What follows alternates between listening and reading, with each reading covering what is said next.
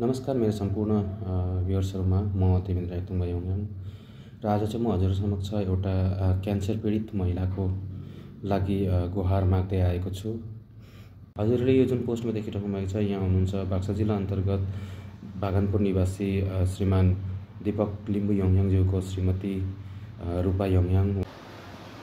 उहाँ आजभन्दा प्राय 10 वर्ष अगाडि पनि क्यान्सर जुन ब्रेस्ट क्यान्सरले पीडित हुनुभएको थियो, तर सौभाग्यवश त्यतिबेला त भनौँ ट्रिटमेन्ट सफल भएर चाहिँ उहाँ अहिलेसम्म स्वस्थ हुनुहुन्थ्यो।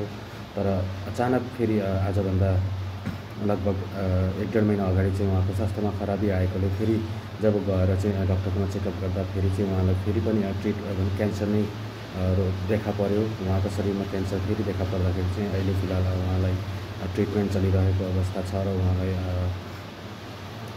सकेसम्म घर परिवारले जति भएको सम्पत्ति सबै भनौँ लगाएर चाहिँ उहाँलाई अहिले ट्रिटमेन्ट गरिरहेको छ। तर आर्थिक असुविधाले गर्दाखेरि भनौँ अब अगाडि चाहिँ ट्रिटमेन्ट गर्ने अवस्था नभएकोले गर्दाखेरि उहाँलाई गाउँघर छरछिमेकले पनि जति सक्दो धेरथोर गरेर चाहिँ सबै राख्नुभएको छ। तर पनि क्यान्सर जस्तो एउटा रोगमा होइन, अब थोरै पैसाले हुँदैन।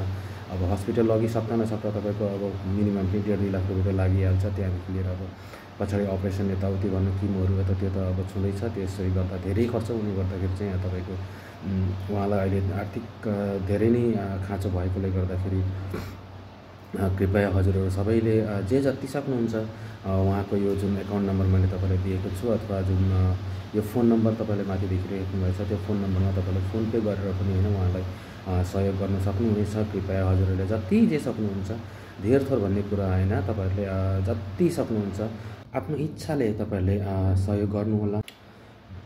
र साथै हजुरहरूले यो भिडियोलाई चाहिँ जति सक्दो सेयर गरिदिनु होला, धेरैभन्दा धेरै सेयर गरिदिनु होला, ताकि उहाँलाई धेरैभन्दा धेरै नै आर्थिक सहयोग भनौँ मिलोस्।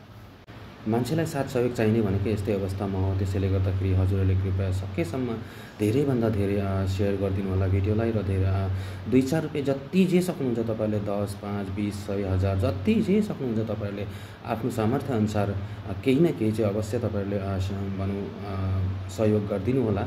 त्यसको लागि तपाईँहरूलाई मैले यो जुन ब्याङ्कको एकाउन्ट नम्बर पनि देखाइरहेको छु र साथमा तपाईँलाई म यो उहाँको जुन फोन पे नम्बर पनि यहाँ देखाइरहेको छु होइन। तपाईँले यो फोन पे नम्बरमा फोन पे गरेर उहाँलाई सहयोग गर्न सक्नुहुनेछ। प्लस ब्याङ्क एकाउन्टमा पनि तपाईँले डाइरेक्ट लाउन सक्नुहुनेछ।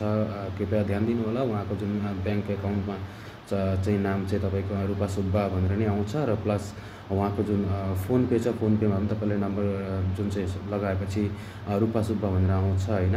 त्यसैले कृपया तपाईँहरूले त्यो जुन उहाँको फोन पे तथा एकाउन्ट नम्बरमा सहयोग राशि भनौँ त्यहाँनिर तपाईँहरूले दिनु सक्नुहुनेछ। जे जति सक्नुहुन्छ तपाईँहरूले आफ्नो आफ्नो हिसाबले, आफ्नो विचारले सक्दो अब तपाईँहरूले इच्छा अनुसार जति हुन्छ तपाईँहरूले त्यहाँनिर सहयोग गरिदिनुहुन्छ भन्ने म आशा गर्दै आजको यस भिडियोलाई समाप्त गर्न चाहन्छु। हस्त धन्यवाद।